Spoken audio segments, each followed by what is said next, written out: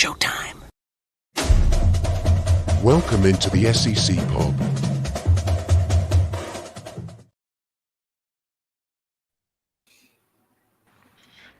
Welcome into the SEC Pub. What's going on? I'm Dale. I got B-Train with me. What's up, dog? How you doing, man? Glad to be here. Good, all good. I got Evis with me. What's up? Evis, can you hear me? Okay, we having some problems with Evis real quick, but Evis, chime in whenever you can hear us. Let us know that you can hear and everything. So we had a good week of college football. We had some upsets going on, major upsets. Just as the world of college football is, that's what they do. Yeah, you know, man, that's for sure. So yeah, but I enjoyed the weekend. I got to watch a few games. Not everything didn't go the way I wanted it to go, but it was still enjoyable because I had to support football back. It was good for me. Although I was kind of sad to see LSU lose like that. But yeah, for sure, man. So, but yeah, it was good to be back watching football. I got a bunch of TVs. I watch a bunch of different games on a bunch of different TVs at the same time. Well, it was awesome because they spread it out. It was before NFL, so we had games Thursday, Friday, Saturday, exactly, Sunday, Monday. I mean, there was games every day. Yeah. I do love that about Labor Day weekend because it's a time off, man. You can just chill and go and spend time with your friends and everything, man, and watch some good football. So I'm all about it. Yeah, it was a good time. I got a bunch of TVs where I work, and I just had we had all these different games on at the same time. So it was kind of like being at Buffalo Wild Wings, except I was working. But yeah. At least I can watch. At least I can watch football at work. It could be worse. It's true. Yeah. It's true. All right, Evis, you got us here now. Can you guys hear me? Yeah, we got you good, loud and clear. Can you hear me? Yep. Okay, perfect, man. I was having a little technical difficulties, guys, but definitely I think you guys were touching on the Labor Day weekend, and it was a long weekend, a holiday for me, and it was good to have football back. Also, Sorry about that. Yep, for sure, man. So let's get into the week. This is the SEC Pub. We're going to do week 2. We're going to be looking at some things from the past week. We're going to be looking at some things coming up. We're going to talk about some predictions that were made previously last week. So let's get right into it, man. Week 2 of the SEC Pub. And we're going to start off with B-Train's top uniforms of the week. And listen, B-Train, I don't know if you noticed this. Shout out to you for drinking BS and beer, okay? That's the only brand I drink. That's the best one out there. Which coincidentally looks kind of like a Coors Banquet. Yeah. For sure. That's what I got right now, too. Yeah, there you go. That's your brand of choice. That's cool, man. Oh, yeah. That's right. All right, so the top uniforms of the week. I think this is a great way to start revisiting the games of the last week. Yes, so we're starting off first with Duke. And the white helmets, white pants, blue jerseys. Yeah, it was clean. We always say if you look good, you play good. Right. And Duke sure as heck got everybody's attention this last week. They had a primetime game against Clemson. I don't think many people gave them a chance, but they were out there.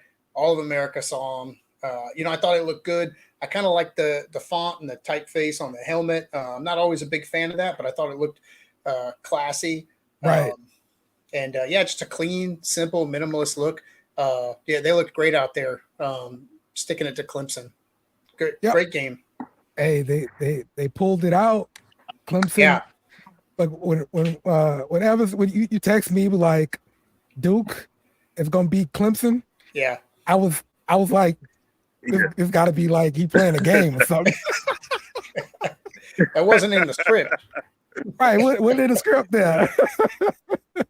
Yeah. But yeah, man, they pulled it off. And look, it wasn't even basketball season. All right. Yeah, right. Like when you talk about Duke beating anybody, that's not supposed to happen in football. No way. Right. Oh man. Guys, So yeah, that was a big surprise though. But yeah, I agree with you. The uniforms look clean though, for sure. definitely, I think they look really good too. Yeah. All right, next up, we got Colorado with those icy whites, gold numbering and letters on there. Yo, they looked real good. I thought, and this was a road game too. Yeah. and they went out there and they're shining on the road, you know, and they're shining on the road, and you know, they played a good game too. So, yeah. Sorry, man. Colorado is one of your teams here, right, B-Train? Oh, look like we having some problems with B-Train. This ain't the day. Yeah, that's right. Okay, yeah. Sorry, man. I have some technical difficulties here. It's unfortunate because this is my one of the ones I want to talk about. But man, yeah, I went to school at Colorado. Okay. And I also went to Tulane, which we'll talk about later. But yeah, I mean, what a time to be a Colorado fan, just out of nowhere, hiring Coach Prime. And, I think they've kind of just given him the reins, like, hey, whatever you want to do, to include the uniforms. And that was just sharp, man, with the white helmets, the white jerseys, the gold letters. Yeah. Kind of like what I said about Duke, everybody was watching. They knew everybody was going to be watching this game because nobody knew what to expect. And not only did they beat TCU, but they just looked great doing it. So that was awesome. Yep, absolutely. Colorado definitely upset TCU 45-42. But this was a game, this was a prediction that you made last week on the show, Evis. Talk to me about that, man. Man, I just felt good about Colorado. One of the good things about Colorado that B-Train just touched on, and I think for all of college ball, is that, hey, it's not a dirty, man. It's a dictatorship, man. And Coach Prime, he's taking over the uniforms. He's taking over the swag. He's taking over the Buffaloes in Colorado, man. And he's going to do more. And so I knew that those guys would come out very, again, I think the reason why I kind of felt like Colorado could beat TCU, and I was always feeling like that they would, was that it was a homecoming game for a lot of those guys, man. Dion's kids, Shiloh, and what's Shador. They both grew up in Texas, man, and so this is a homecoming game for them. They played against some of these kids before. They know them. They attended camps together. They played Pee Wee and Little League football together. It's not a fear of the uniforms, guys, anymore, man. And I feel like Colorado make a splash here, and man, I'm excited for football season. And I was proud of Duke. Duke wasn't impressed with the uniform, and neither was Colorado. And so I think we're gonna see some games like that, this weekend as well. And so as we progress in the show, maybe I'll share some of my predictions that I think could potentially happen that shock the college world. All right. Look, if you placed a bet after you heard what Evan said last week, I mean, there you go. You probably living a little bit better. Hey, you got Colorado over Nebraska this weekend, right? Oh, we're gonna get there. We're gonna get there. Yes, sir. All right. Next up on the top uniforms of the week, we got Michigan State. Listen, I saw the detail on the helmet there. Well, it looks like, I don't know, sort of like Aztec kind of design or something, man. Like, look, those things look pretty smooth, dude. Yeah, I'm not a big fan of Michigan State either, but I like the Spartan. I think they were going for like a Greek, like Spartan kind of look there. And I thought it looked cool. Sharp for sure. Yeah. With the white pants and everything, man. I thought it looked pretty good. They've got like a whole new uniform set. I want to say like three or four different ones that they're gonna be showcasing throughout the season. So it'd be nice to see the other ones too.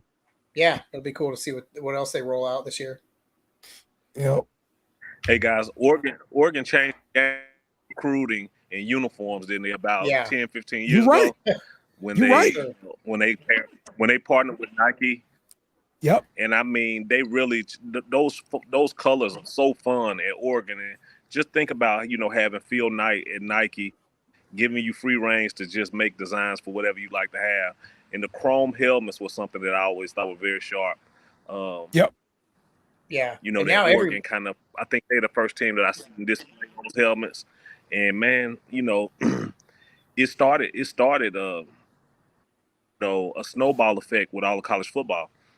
Yeah. Because now guys are, you can't get recruits without having everything, man. And uniforms is a part of it. And you look good, you play good. And if you look bad, those kids gonna look off at school.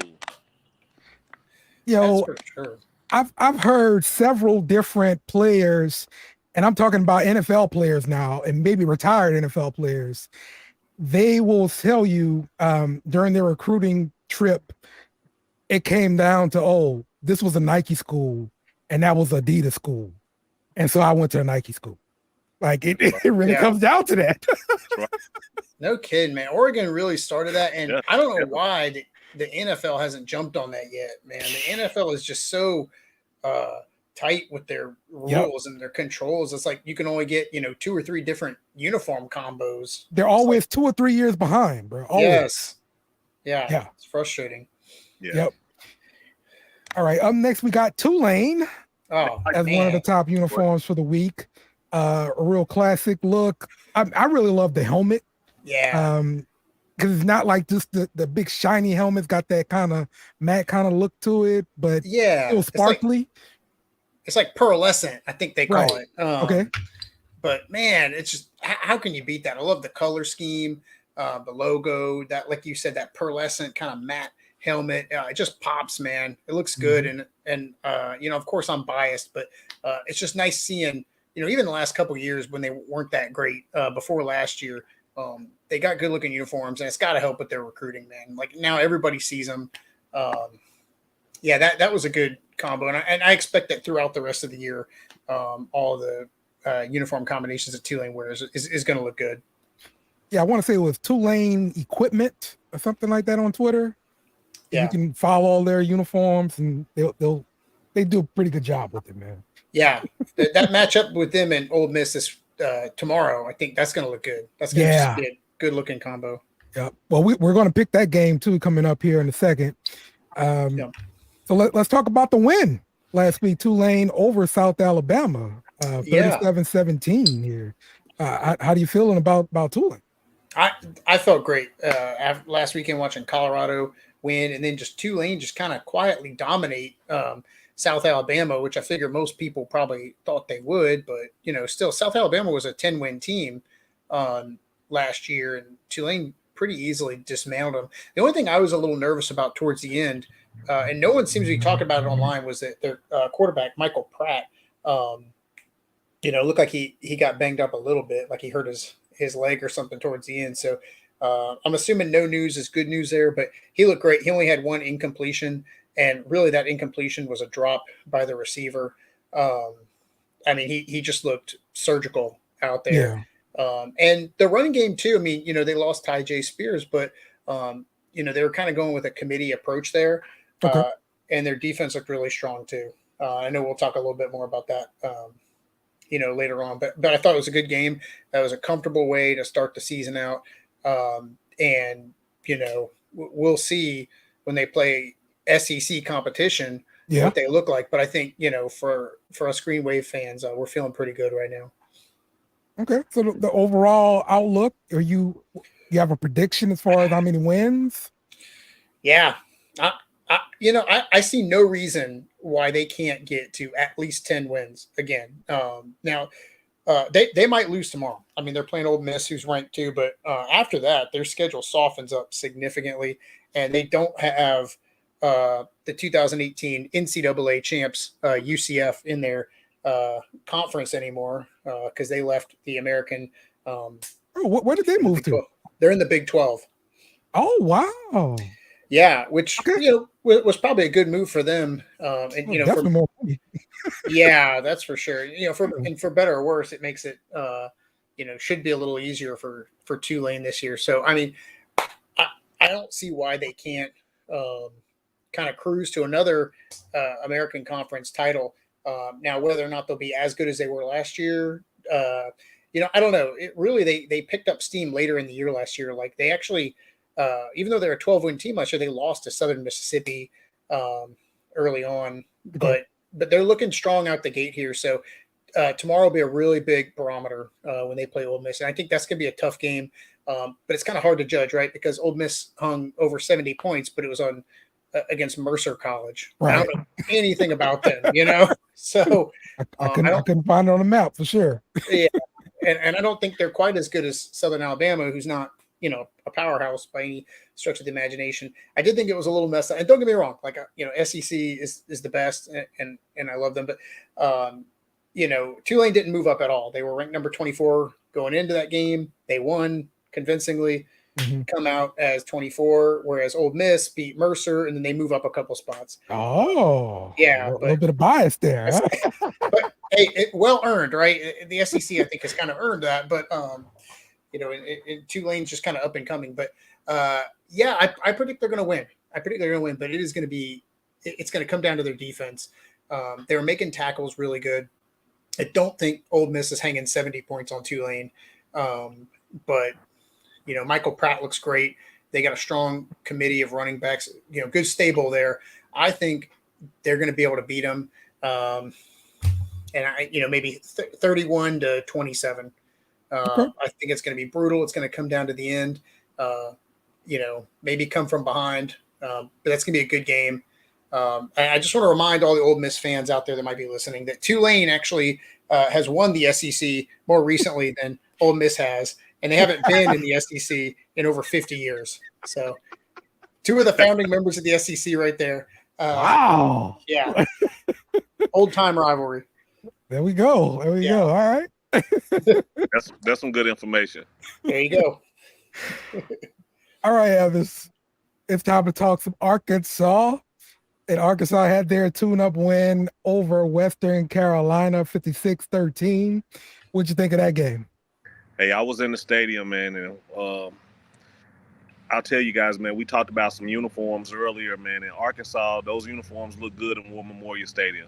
Okay. That Razorback is definitely a unique mascot, and it looks really good, man. They had the field really nice, and the home uniforms, man, they look really good. In terms of the game itself, I thought Arkansas did everything that it was supposed to do.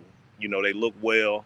I felt like in terms of running the ball, Arkansas fans didn't get opportunity to see some of the things that they would have liked to have seen.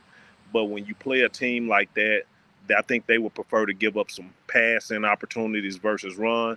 And so they packed the line in pretty good. And so we didn't see a big burst, a long run or anything, but we got an opportunity to watch some of the backups play and get an opportunity to feel for what Arkansas looked like, in terms of some depth.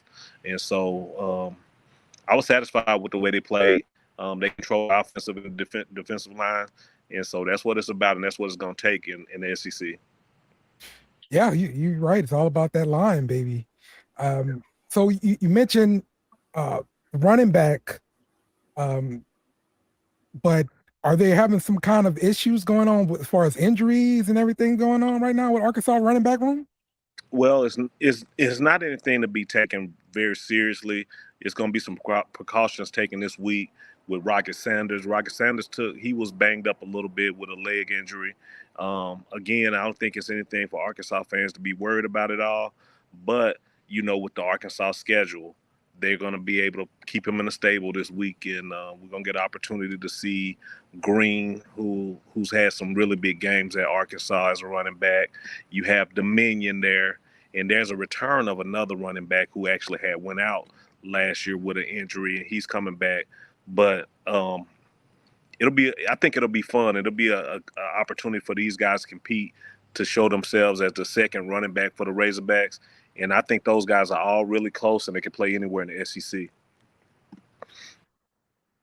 So are these like young backs you're talking about getting a look at, like freshmen or anything? No, it's only one freshman in that group, but these are guys who've returned. These guys have played big roles in the Arkansas running game since the addition of Sam Pittman there, and so I think these are second-year guys. One's a second-year guy, and one maybe two second-year guys, and then a freshman is what I'm thinking. And so be on the lookout, because I think these guys can catch the ball out of the backfield. They can affect the game in the screen game, and they run the ball effectively. And so you have to kind of have a different scouting report for each of the players there that they have at running back. Some of them like to slash. Then you have some guys that have speed there. Then you got bruisers, and so the linebackers and the defensive line definitely need to make some identifications of what numbers in that backfield at the time to try to have an idea about the tendencies. I think Kent State gave up 70 points last week. Okay. And so this should be a fun weekend for Razorback fans.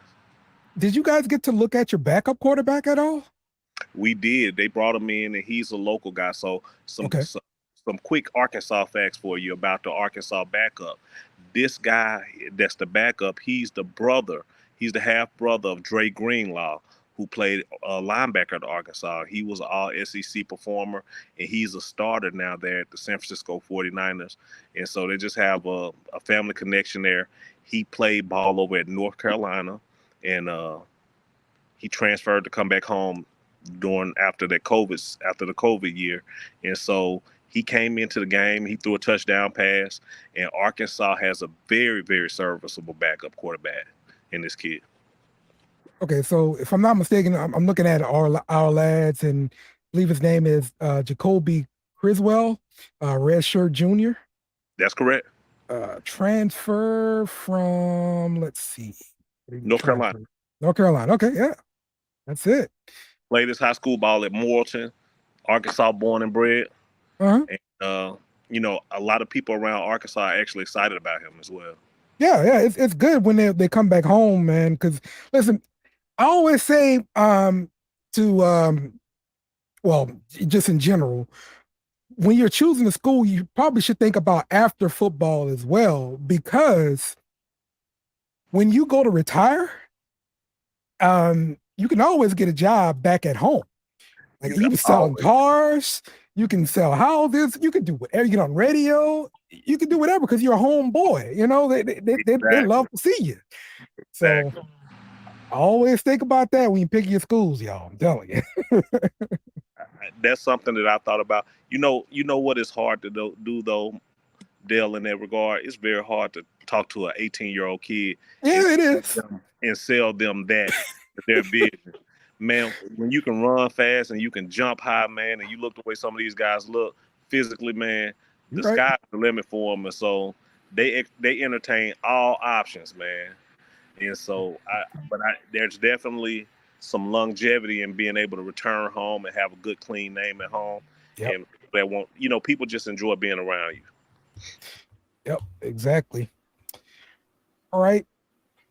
So my partner Dean, he called in on me. So this leaves this to me. LSU got blown out by Florida State, 45-24. That was rough. Painful. Listen, LSU has lost 4 consecutive opening games up to the season, because we're playing these tough matchups. We're playing the home and home or the neutral game sites or whatever. And I think it's time for a change. LSU, we need to sign up a scrub at week 0, and we need to go out there and bash somebody's head in. Yeah. All right. These tune-up games are important. Okay, we need a tune-up game. Yeah, Ole Miss figured that out. Yeah. Yeah, those games definitely help a program's confidence. And if you're LSU, that game just isn't necessary when you play in the SEC. It's just not necessary. Yeah. It's not. I mean, it doesn't it doesn't help you that much who that opponent is, because you're going to be judged by what you do in that conference. And so there are no cupcakes in the SEC conference, regardless of the uniform on the team. People are playing for their season, man. People are playing for their entire season when they play against the likes of LSU and get an opportunity to come down to Baton Rouge and play. I don't understand it. Yeah. Just not my move. Look, next time schedule Nichols State or Northwestern State or something, man. Come on. We need to schedule one of them. Yeah, La Tech, Louisiana Monroe. Come on. Jeez. Right. Oh, Coach Lee, you are right on time. We were just talking about There's just LSU. no reason for this. Yeah. What's up? Everybody doing today? How you doing? All good, Coach Lee. Coach Lee is a Texas fan, right? That's right. And we will be getting to Texas in a minute here. My goodness. But yeah, this was a rough game for me to watch. Look, I'm hoping we do get another schedule. I'm sorry, move a game around next year to schedule week 0 game so we can get this tune up, because if I'm not mistaken, next year is USC game 1, week 1. So that'll be good. No, I don't want to see another blowout, is what I'm saying. All right. You know Southern California? Yeah. We play them in Vegas too. So that'd be a good one. Yeah. A good neutral site game for sure. So my outlook for LSU, for sure we're gonna get back right this week, because we got a layup. Playing against Grambling. Grambling gonna come in with Hugh Jackson, taking over that program. It's gonna be good to see him and everything, but hey, this should be just what the doctor ordered, and we should get back right. And look, we had a lot of problems with the wide receivers this past game, and LSU's wide receiver room. We talk about it all off season. Oh my God, they're so talented. They got this guy, they got that guy, they got this guy. Well, this guy and that guy, they were dropping passes across the middle on the money. All right. And so you can't do that. You need to be hitting the jugs machine. And I need to see production this week versus Grambling. Handle your business. Go out there and look like the 5-star wide receivers we were talking about this whole entire offseason. So that's my outlook on LSU. So here we go with the matchups of the week. We got Texas versus Alabama. Coach, where is this game played at? It's in Bama. Okay. All right. It's in Bama. All right, cool. Bama is a 7.5-point favorite here. The total for this game is 55. I should have made that a little bigger so I can actually see it. So, so Coach, we're coming right to you. What's your outlook for this game here? Hey, I like the disrespect we get, man. They shouldn't have beat us last year. They got lucky. I think we're gonna go in there, handle our business this year, and I won't be surprised if we come out with a dub. Okay, all right. How you feeling about your quarterback situation? I think yours makes the pipes burst, man. He got obviously got the freshman coming in there, but he got Malik behind him right now, Malik Murphy, and he's a redshirt freshman. So Ewers got a little pressure on him. He can't have a slow start like he had last week, especially not against this team. What have they been saying about the Manning Arch? Yeah. Okay, so I haven't heard anything about him since he committed. And because UT fans overreact like Yankees, Lakers, and Cowboy fans, they overreact. They've been calling for him already, but the coaching staff, they got to support the Ewers right now. But you saw last week, Manning was the one that came in. It was Murphy that came in last week. It's probably going to be the same thing this week. And then the Manning family, they're cool. They understand if you red shirts this year, you're red shirts this year. They don't have a problem with that. Okay. So I mean that's good because look, we had LSU had a 5-star quarterback last year, and he was third string. And so this offseason, he decided to transfer to Ole Miss because he didn't want to be third string. But guess what? He's third string at Ole Miss. We're still third string. Yeah. Arch isn't going to hit the transfer portal, is he? I don't think he will, because I think he probably is so much riding on him, and they're using his name to bring in other recruits and stuff like that.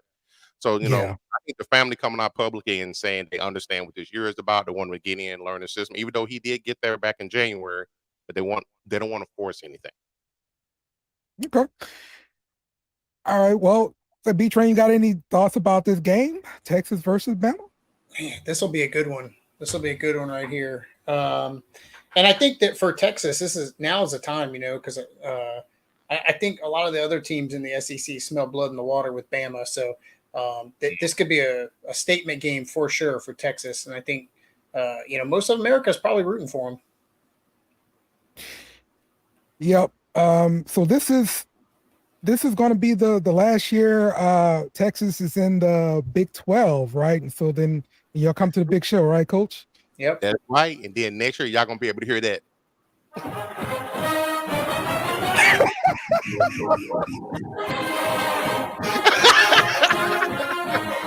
Oh, man. I came here right on time. You're right on time. I'm telling you, man. Getting crowded in the SEC. Definitely. We're playing with the big boys now. Yeah. It ain't out there trying to outscore one another 55-50. Yeah. I mean, play both sides of the ball. Bama is getting 7.5. I'll take the points. If not, Texas, outright.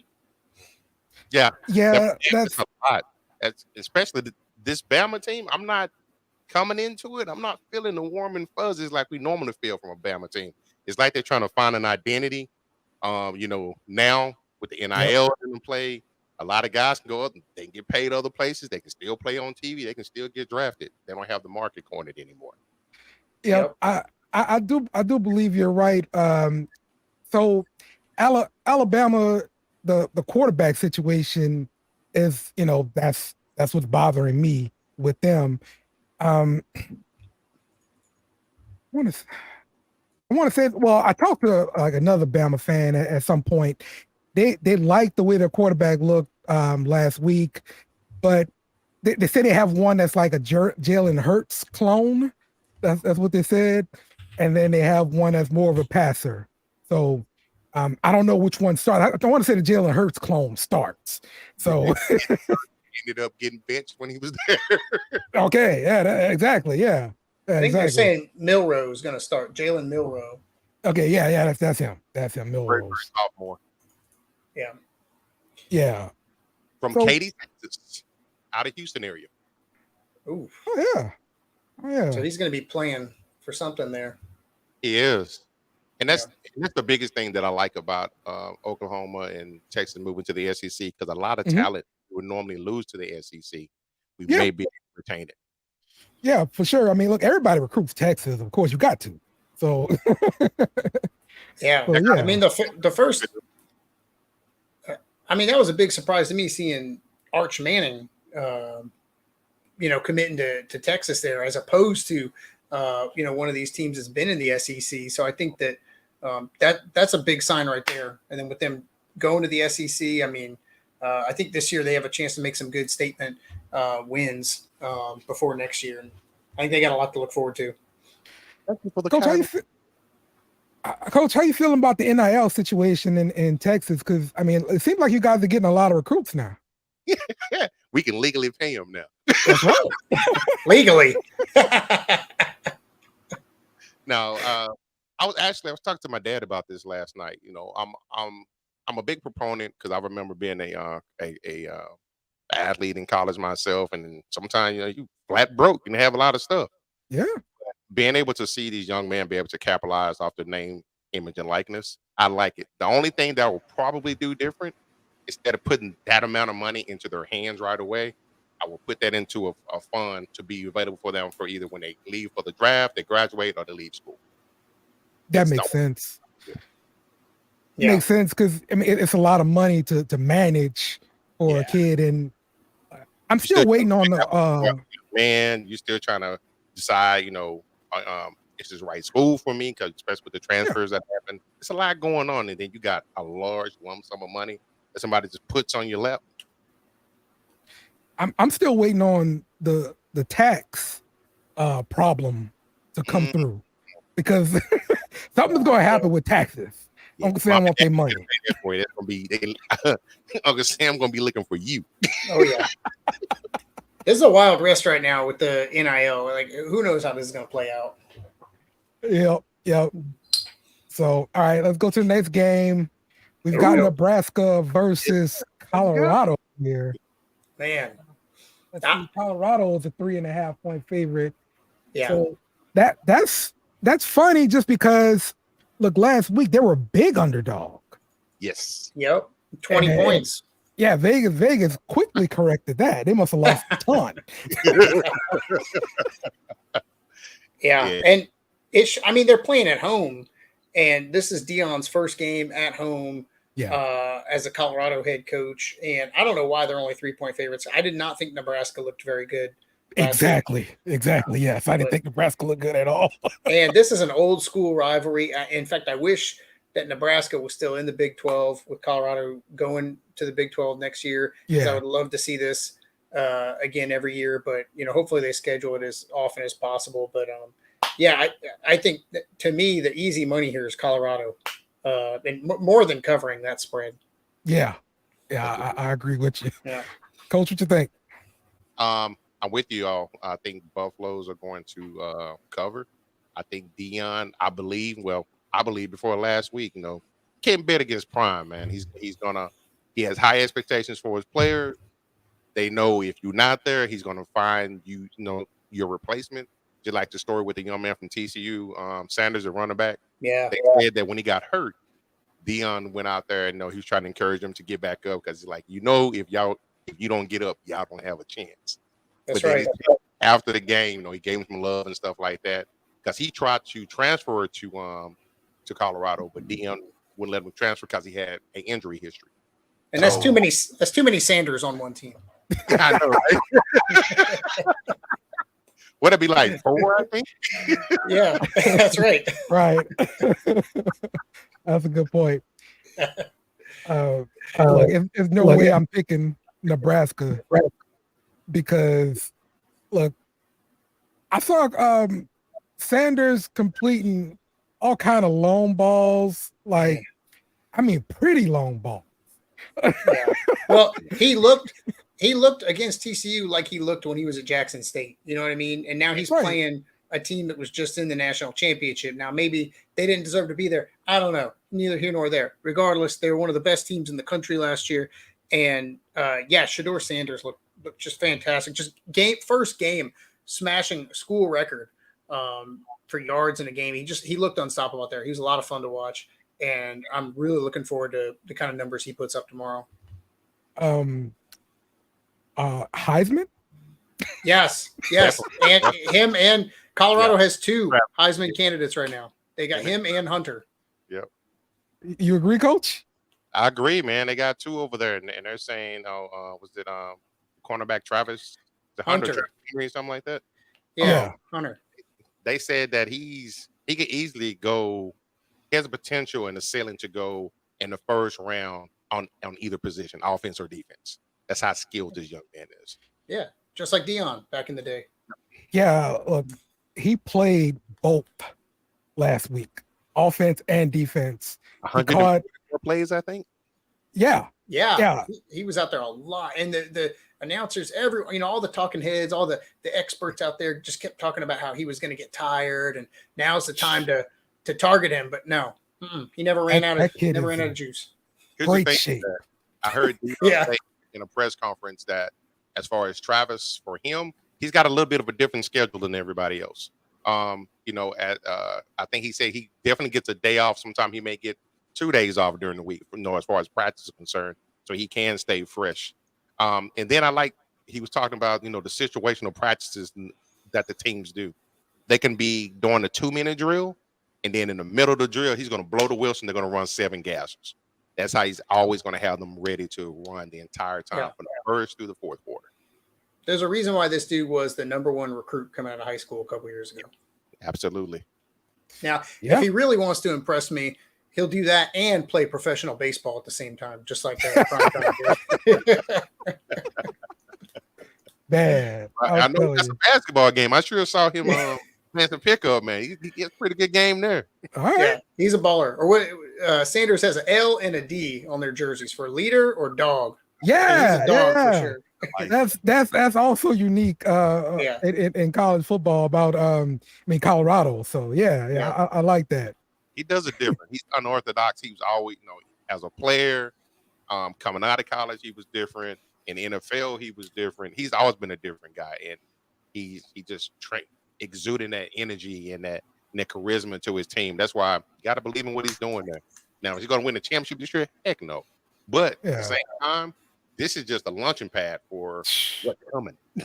This is a hell of a launching pad right now. I'm telling you, a hell of a starting spot. And as an alumni, I recognize that we're only going to get him for 3 or 4 years. If we get him for 3 or 4 years, I'm ecstatic. I'm happy. But I don't know. If who's coming for him? I mean, they're going to make rumors about the Dallas Cowboys every year. He'll never coach. I can see this. Now, he did say he's been coaching his son since they were in Pee Wee. Yeah, that's right. And he said the only reason that he got into coaching because he didn't want anybody else coaching his kids. So he has made the statement that after his kids are gone to the next level, that may be when he dips out. But you never know. You never know. But at the very least, I don't want to bring him in. Yeah. Well, because if those guys get drafted, especially if Shador gets drafted pretty high, you got to figure that's a team that's probably not that great anyway. So maybe they're looking for a new coach. Exactly. But I mean, he's made my old school relevant again, and just for that alone, I'm happy. Even if it doesn't last that long, I'm just enjoying it while I can. Yep. For you guys, man. Yeah. Coach Prime. Listen, one more thing before we move on here. Like I was kind of making fun of Fox because all the commercials Coach Prime versus this other team. And so I'm like, okay, so Coach Prime gonna get out there and play the game now? What? I don't know. He's riding on a buffalo. He's missing some toes, man. He's missing some toes. He got. But he's still a dog. Oh, for sure. For sure. I just thought it was pretty funny. But I don't blame Fox. I probably would have done the same thing if that was my channel and I'm promoting this game. Coach Prime. They hyped him up, but he's backing it up though. He's backing it the free. That's always been the thing with Dion. He's gonna talk his smack, but he's gonna back it up. And that's the thing you hate about him. If you're on the other team, you hate that. You can't get mad. It is what it is. Yeah. But I do like the idea that they're moving back to the Big 12. Yeah. Dion's got a pipeline in the Big 12 territory. So for sure. That's going to be interesting to see. Recruiting. Yeah. It's going to be good. For sure. Yeah. He gonna get players from everybody. So look, he already got an LSU player, but they got him back, still got to sign, so it's not over. Right. but yeah, he got one of our players before, so it's gonna happen again, I'm sure. Oh yeah. All right, our last game, I believe. Yeah, it's our last game. Tulane versus Ole Miss, and let's see, Ole Miss is what I really got to make that bigger next time. 7.5 point favorite. Yeah. The total for this game is 65.5. Good Lord, that's a lot of points. Yeah. This should be a high scoring one. I'll take the over still. You still taking that over? Huh? Well, I don't know what I said earlier. I think my score I predicted earlier was lower than that, but now that I Mhm. see it in writing, never mind. I'll take the over. But yeah, how do you feel about your chances here versus Uh, the SEC team? Yeah, I think it's going to be tough, just kind of like I said earlier. But I think that Tulane has done really good under the bright lights, and for the second week in a row, they got another nationally televised game, so a lot of people are going to be watching. I think that Michael Pratt is just a great quarterback, and I'm glad he came back for this year. I think they're going to put some points on Ole Miss, and I think their defense is going to hold them. But this is going to be tough. It sucks because they played them 2 years ago, and Ole Miss smoke checked them. And last year, I didn't think Ole Miss was that great. And if they had played them last year, man, they probably could have, they would have beat them. But yeah, this is going to be a tough game. But if they lose, then get that out of the way early, and they'll shake it off, and I think they'll be fine. But with the way they look now, since they caught fire last year, I really want to see how they look against an SEC team. And I think Ole Miss is just as good as anyone out there. So I think they can compete with them. I'm definitely looking forward to the uniforms. Both of them, I think, are going to look really sharp. I think it'll be a good game. Yep, for sure. I think this is going to be a little bit closer than the line is. I mean, I think I'm taking Tulane here, but I know for sure Ole Miss is going to put up points because look, Kiffin don't play on offense. All right, Yeah. he's gonna score the ball, man. He's calling those plays and everything. How do you feel with your running game versus Ole Miss, though? I like Hughes. They really, like I said earlier, they went with a committee approach, and they had a few different guys running. But I think by the end of the game, what's his name, Mekhi Hughes, kind of took over as the lead back, and they had some fumbling problems early in the game. So if they clean that up, then they should be good. I mean, frankly, they should have beat Southern Alabama by even more than they did. It's just the basic fundamental stuff. So I think we'll probably see Hughes, running it a lot more. And I think the running game is good. I think they've got good, competent running backs there. And their defense is good too. So those are the two things I'd look for is just Tulane's ability to play that fundamental ball, win it in the trenches. And oh, by the way, like Pratt is, maybe I'm going out on a limb here because I'm super biased, man. I'm getting greedy with Colorado saying 2 Heisman candidates. But I think between my 2 schools, I think there's 3, man. I think Pratt looks really, really good. And I think he should be in that conversation too. There we go. Yeah. There we go. Pratt for Heisman. Y'all heard it here first. Okay. Yeah. Just watch. You'll see. All right. Coach, who you picking in this game? I got to go with Tulane on this one. Okay. Yeah. I think they're going to keep it clean. At the same time, I think so. Who's it that beat up on last week? I know they're riding the house. Sitting there? Tulane? Yeah. They played Southern South Alabama. Southern Alabama, okay. It's Southern Alabama who did the thing with the real Yes. Mardi Gras. Yeah, the Mardi Gras. Come on, get Yes. out of here. Yes. Where do you want to go celebrate Mardi Gras? In Mobile or New Orleans? Come on. That Come was on. weak. So I think they're going to still be riding high off of that. They had a good showing last week. Ole Miss, Kiffin, he has success everywhere he goes, but then once he gets to a certain comfort level, you start seeing the bottom fall out and it falls out quick. Well, he's not the most disciplined coach. I'll say that. Like he will go for it on 4th down at a very bad time and screw his team. No, the old Andy Reid special. Yeah. He did that last night. Yeah, exactly. Yeah. Exactly. So, all right, guys. Well, that's gonna wrap this thing up for the SEC Pub. Listen, man, I appreciate y'all coming through and talking this college with us, man. It's fun. Roll wave. Yes, sir. We're gonna be looking at some more uniforms and stuff like that too. I'm pretty sure we're gonna have some more drip to talk Oh, about. yes, sir. Good looking matchups this week. Yeah, exactly. So thanks again to Evis for joining us. Thank you, Coach and B Train. And that's gonna wrap it up for the SEC Pub. See y'all later. Later.